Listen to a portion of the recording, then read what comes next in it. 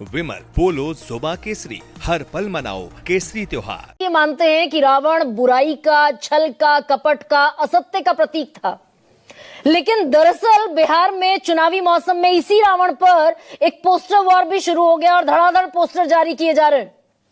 Bihar BJP ने एक poster जारी किया और वो दरअसल तेजस्वी यादव और राहुल गांधी को बताते दिखे कलयुग का रावण, और जोड़ दिया उसे प्रधानमंत्री नरेंद्र मोदी की गाली से भी, जो प्रधानमंत्री नरेंद्र मोदी को दरभंगा में दी गई थी 27 अगस्त को।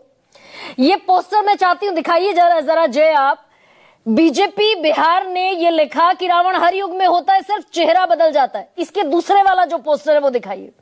त्रेता युग का जो रावण था जिसने मां जानकी का अपहरण किया, उनका अपमान किया, और जो कलयुग के रावण हैं जिनके मंच से सरेआम प्रधानमंत्री नरेंद्र मोदी की दिवंगत मां को गाली दी गई, और तस्वीर है राहुल गांधी की और तेजस्वी यादव की।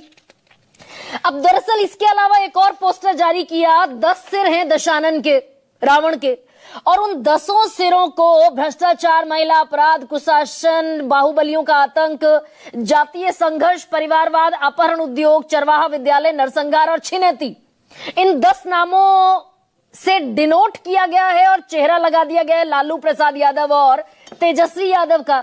ऐसा ही जनता दल यूनाइटेड भी करता दिखा अपने सोशल मीडिया प्लेटफॉर्म पर। लेकिन दरअसल अगर मैं गाली पर जाऊं कि भाई कलयुग के रावण है राहुल गांधी और तेजस्वी यादव, क्योंकि इनके मंच से प्रधानमंत्री नरेंद्र मोदी की दिवंगत मां को गाली दी गई। अब इससे यह समझ में आता है कि दरअसल बीजेपी चुनाव भर इस मुद्दे को जिंदा रखना चाहती है।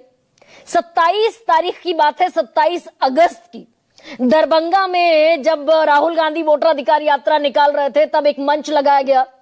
वहां से राहुल गांधी भी रवाना हो गए, तेजस्वी यादव भी रवाना हो गए, और उसके बाद किसी सिरफिरे ने माइक लिया और प्रधानमंत्री नरेंद्र मोदी के लिए आपत्तिजनक शब्दों का, बेहद खराब शब्दों का इस्तेमाल किया, जिसकी ना एक कोई एडवोकेसी हो सकती है, ना जिसका कोई डिफेंस हो सकता है, और ना जिसे बर्दाश्त किया जाना चाहिए। लेकिन कार्रवाई हुई, तुरंत पुलिस प्रोएक्टिव मोड में नजर आई और उस इंसान को, वो जो व्यक्ति था मोहम्मद रिजवी, उसे अरेस्ट कर लिया गया।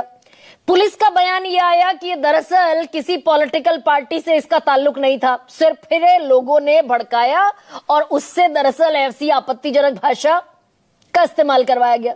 यह पुलिस का बयान है। उसके बावजूद प्रधानमंत्री नरेंद्र मोदी ने दरअसल इसको लेकर एक बयान दिया। उन्होंने कहा कि ये नामदार लोग हैं, ये अपना हक समझते हैं कामदारों को गाली देना। प्रधानमंत्री ने कहा कि मेरी उस मां को जिसका राजनीति से कोई लेना देना नहीं है, जिसका शरीर भी अब नहीं है, मेरी उस मां को आरजेडी और कांग्रेस के मंच से भद्दी गालियां दी गई। ये बहुत दुख, कष्ट और पीड़ा देने वाला है, और मेरी उस मां का गुनाह क्या है जिसे भद्दी गालियां सुना दी गई। नितिन नवीन है मंत्री बिहार सरकार के, उसी वक्त ये बयान देते हुए नजर आए थे कि कांग्रेस के नेताओं को मैं चेतावनी देता हूं, आपने मां का अपमान किया, एक एक बिहार का बेटा आपसे इसका जवाब लेगा। और दिलीप जायसवाल जो प्रदेश अध्यक्ष हैं भारतीय जनता पार्टी के, वो तो बाकायदा इमोशनल हुए, भावुक हुए, उनकी आंखों से आंसू भी छलकते हुए नजर आए। और इस देश में जहां मां सीता की, मां अनुसुईया की पूजा होती है, मां दुर्गा की, मां जगदम्बे की पूजा होती है, आज ही के दिन उन्होंने महिषासुर का वध किया था, उस देश में मां बहनों को गाली दी जाए इस तरह, इसे स्वीकार तो नहीं किया जा सकता। ये तो बिल्कुल ठीक स्टैंड है। लेकिन दरअसल अब जब ये चुनावी मुद्दा बनता है तो फिर इसमें बहुत सारे पिछले बयान भी शुमार होते हैं, बहुत सारी पिछली घटनाएं भी शुमार होती हैं, और इसी घटना के जवाब में एनडीए ने बंद बुलाया था 4 सितंबर को, 5 घंटे का, जिसमें पत्रकारों के माइक छीने गए और आरोप लगा बीजेपी कार्यकर्ताओं पर पत्रकारों का माइक छीना गया, उनको एग्जैक्टली वही गालियां दी गई जो मोहम्मद रिजवी नाम के शख्स ने दी थी दरभंगा के मंच से, आरजेडी और कांग्रेस के मंच से। माइक छीना गया, भद्दी गालियां दी गई, महिला शिक्षिका के साथ भी बुरा बर्ताव हुआ, और दरअसल कुछ चीजें और सामने आई। एक वृद्धा, एक महिला, बूढ़ी महिला पर चाकू से हमला कर दिया गया, जिसका वीडियो वायरल हुआ। जबरदस्ती लोगों से बिहार बंद करने के लिए उनको उन पर जबरदस्ती करने की भी कोशिश हुई। ऑन ड्यूटी पुलिसकर्मी को गाली दी गई, धमकाया गया, मारपीट पर उतारू हो गए बीजेपी के लोग। ये भी दरअसल वीडियो बहुत सारे सोशल मीडिया पर वायरल हुए। और फिर इस फेहरिस्त में, अगर गाली वाली फेहरिस्त में अब आगे मैं आपको जो 2 नए बयान बताने वाली हूं वो ये कि अगर ये एक पार्टी के लिए मुद्दा है तो फिर उसी पार्टी के लोग गिरिराज सिंह कहते दिखे कि राहुल गांधी का व्यवहार और शब्द दोनों ही बौखलाहट को दर्शाते हैं। वर्ण संकर हैं राहुल गांधी, यानी हाइब्रिड हैं, इटालियन मां हैं और भारतीय पिता हैं।